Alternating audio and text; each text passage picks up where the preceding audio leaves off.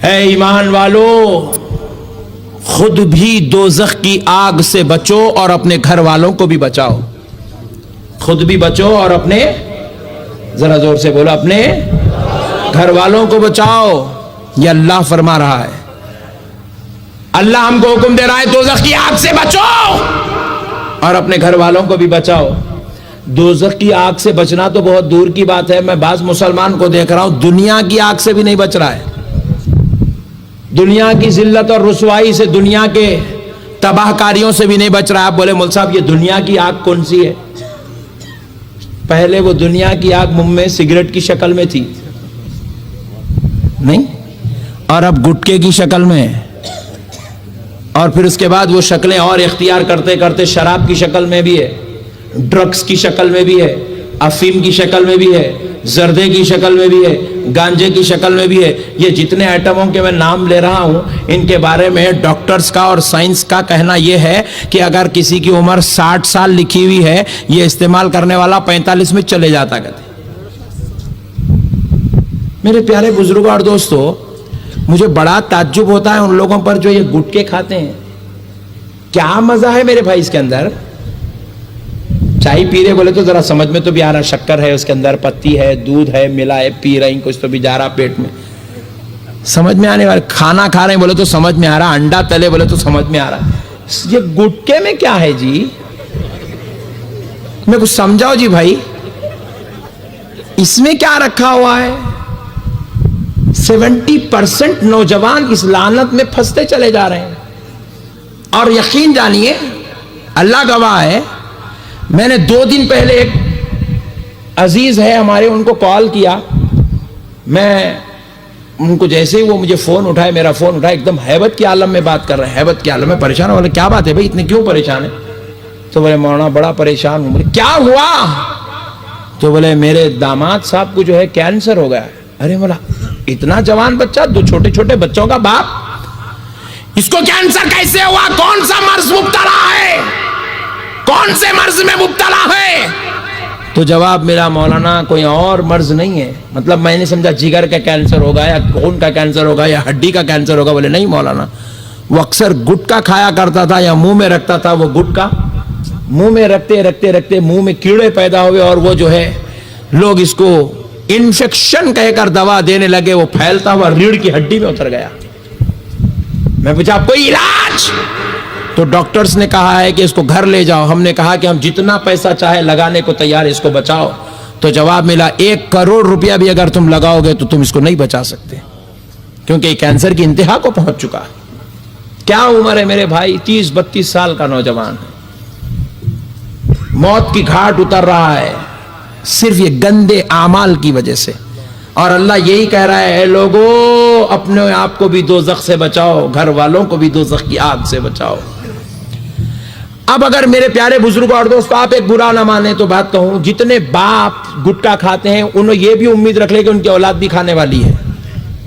آپ بولیں گے ہاں کیا مول صاحب پیشنٹ کو یہاں دے دے رہے ہیں آپ؟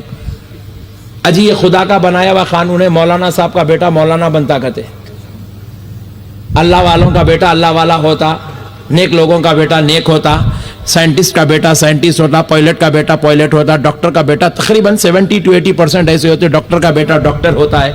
گٹکے کھانے والوں کا بیٹا گٹکا ہی کھاتا ہے.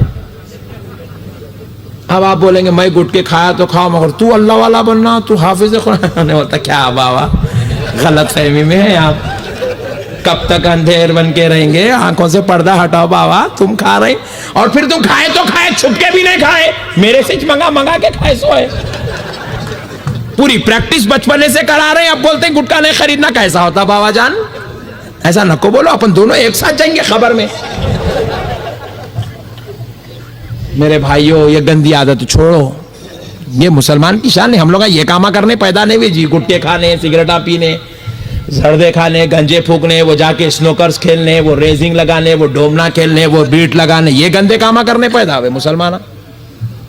ارے اللہ نے ہماری پیدائش کا مقصد قرآن پاک میں بیان کیا. رب ارشاد فرماتا ہے وَمَا خَلَقْتُ الْجِنَّ وَالْإِنسَ إِلَّا لِيَعْبُدُونَ.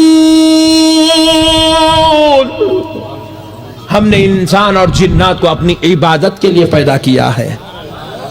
میں ایک مسئلہ تم سے پوچھتا ہوں دوستو، رسول پاک صلی اللہ علیہ وسلم ارشاد فرماتے ہیں کہ پیاز کھا کر مسجد کو مت آؤ. یہ میری شریعت ہے میرے آقا کی، پیاز کھا کے مسجد کو مت آؤ. کیوں؟ کیونکہ پیاز میں، حالانکہ پیاز حلال ہے، جائز ہے، آپ روزانہ بغیر دالے کے سالن کھائیچ نہیں، آپ ایک دن بھی آپ کا بغیر پیاز کا نہیں گزرتا، ایوری ڈے پیاز کھا رہے ہیں آپ، حلال ہے، جائز ہے. مگر کچی پیاز کھا کر مسجد کو آنے کی ممانعت ہے. پوچھا گیا کیوں؟ تو رسول اللہ ارشاد فرماتے ہیں کہ جب تم پیاز کھاتے ہو اس کے کچے ہونے کی وجہ سے منہ سے جو بو آتی ہے، حلال چیز کی جو بو آتی ہے، جائز پیاز کی جو بو آتی ہے، اللہ اور اس کے رسول نے جس کا ذکر قرآن نے حدیث میں کیا ہے، اس پیاز کی بو اگر تمہارے منہ سے آتی ہے تو مسجد میں مت آیا کرو، کیونکہ مسجد میں رہنے والے فرشتوں کو تکلیف ہوتی ہے. پیاز کھا کے مسجد کو نہیں آ سکتے میرے بھائی، تو گٹکا کھا کے آ سکتے نہ، بولو نا جی. زردے کھا کے آ سکتے. یہ گندے تباہ اور ہلاک کرنے والے، برباد کرنے والے، جگر کو لیور کو تباہ کرنے والے سگریٹ پی کے مسجد کو آ سکتے ہیں؟ ذرا بولو. نہیں آ سکتے بولے تو کل سے کہیں پڑھتے سو نمازاں بھی چھوڑ دیں گے. اچھا اللہ یہ مولانا کو اچھا رکھ، صحیح آئے انتا پور کو، ایسے مولانا کو ڈھونڈ رہے تھے، ہم بولیں گے کہیں آپ لوگ نہیں آ سکتے. تو اب کرنا کیا ہے؟ مسجد کو جانا چھوڑ دینا؟ نہیں، نعوذ باللہ. خدا کی قسم آج سے سگریٹ پینا چھوڑ دینا ہے، آج سے گٹکے کھانا چھوڑ دینا ہے. کیوں ہلاکت میں ڈال رہے ہو اپنے آپ کو؟ کیوں اپنے آپ کو موت کے قریب لے جا رہے ہو؟ کیوں اپنے آپ کو خودکشیوں کے گڑھوں میں ڈال رہے ہو مسلمانوں؟ تمہیں اللہ اور اس کے رسول کا واسطہ، تم گٹکے کھانے پیدا نہیں ہوئے ہو، تم اپنے رب کی دین کا جھنڈا بلند کرنے کے لیے پیدا ہوئے ہو. تم مصطفیٰ جان رحمت کی عشق اور محبت کی بات کو عام کرنے پیدا ہوئے ہو، سنتوں کو زندہ کر کے دنیا میں پھیلانے کے لیے پیدا ہوئے ہو، بت پرستی کرنے والوں کو خدا سے جوڑنے کے لیے پیدا ہوئے ہو، اپنے ماں باپ کو خوش کر کے اللہ کو راضی کرنے کے لیے پیدا ہوئے ہو. کوشش کریں گے میرے بھائی؟ چھوڑ دیں گے میرے بھائی گٹکے کھانا؟ دیکھو آواز پوری ختم ہو گئی.